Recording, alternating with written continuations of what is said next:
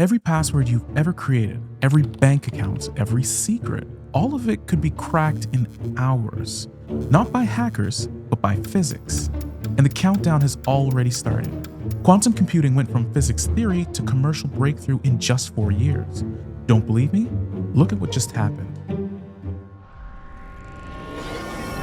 In September 2025, HSBC did something impossible. They used IBM's quantum computing on real bond trades, actual Wall Street transactions, and suddenly predicted bond prices 34% better than any rival.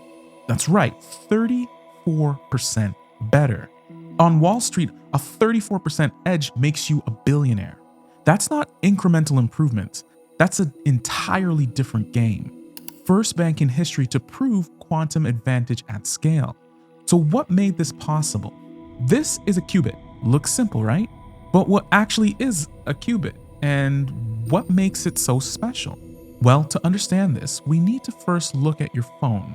Your phone is made up of all of these parts, and at the heart of your phone is its brain, the central processing unit, or CPU. When you type a message to your friends, everything that is done on your phone has to be converted into ones and zeros. These ones and zeros are called bits. It works like a switch. It's either on or off. Now I want you to imagine a coin that's spinning in midair. You're trying to decide if it's heads or tails. Well, technically, while it's spinning, it's both heads and tails at the same time. Instead of being just a 1 or a 0, a qubit can be both a 1 and a 0 at the same time. It's something called superposition, and it's what unlocks so many possibilities. But it gets even wilder. Now imagine two of these spinning coins separated by a mile. You catch one and it lands heads. The other one that's a mile away would instantly become tails. In quantum computing, that's something called entanglement. Einstein called it spooky action at a distance. Look at this. Every device you use, every car, every phone, every encrypted bank password is designed to use a system that are only ones and zero. Building encryption strings a whole bunch of these together, which basically makes it impossible for modern computers to decrypt just one bank password. But what happens with a quantum computer? Instead of trying one by one, with the right amount of qubits, quantum computers can explore all combinations all at once, like an explosion of light hitting every possibility simultaneously. This isn't just faster computing. This is a fundamentally different form of problem solving. And the difference? It's about to reshape money, medicine, security, all at the same time. So now you might be wondering, how fast are we moving? Well, in 1994, Peter Shor published a paper that proved theoretically quantum computing could break encryption. It took 25 years for Google to build a real quantum computer with 53 qubits. 6 years later, in 2025, we have HSBC's breakthrough, Google's Willow chip, and the market doubles to 3.5 billion. 4 decades to stabilize the technology, 6 years from lab experiment to Wall Street trading floor. The next breakthrough isn't going to take 6 years. Now we could start seeing them every 4 months. In fact, the very next month, in October, Google announced verifiable quantum advantage. That's the Willow chip. The Willow chip beats classical computers decisively. This was the moment that quantum computing stopped being someday and became right now. The ice just cracked, and most people didn't even feel it. Now, the advancements in quantum computing have massive economic advantages, but the same technology, the one I'm super excited about, it's simultaneously the biggest threat to digital security in human history. Let me show you why. Remember we talked about your bank account password? Well, everything on your phone and computers right now, everything is encrypted, including your bank account, emails, medical records, and even photos. All of it is protected by math problems that would take classical computers billions of years to solve. A quantum computer with the right number of qubits can solve them in hours.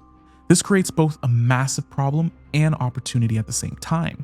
Cybersecurity companies that are able to develop systems capable of defending against quantum cyber attacks will become massive winners in the space. In fact, JP Morgan uses quantum computers to generate certified random numbers, which really helps to strengthen encryption, and they're doing this using quantum physics.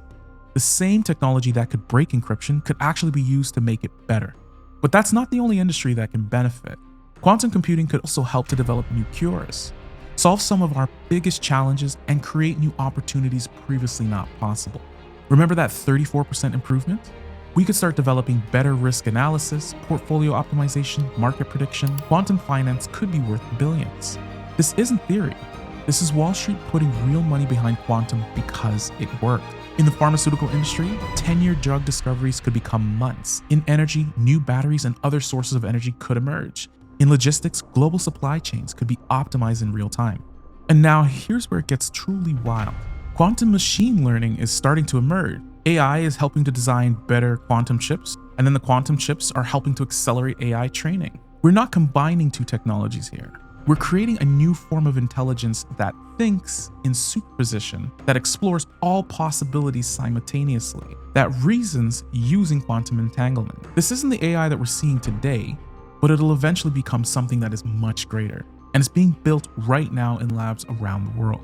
Now, let me be clear about something. This isn't quantum replaces everything. Hybrid systems for quantum for specific problems, and then the classical computing for the most common tasks. By 2028, we could start seeing commercial quantum services becoming available worldwide. By 2030, we might start seeing some of these hybrid systems. Quantum computing is still just a tool, an incredibly powerful tool, but still just a tool.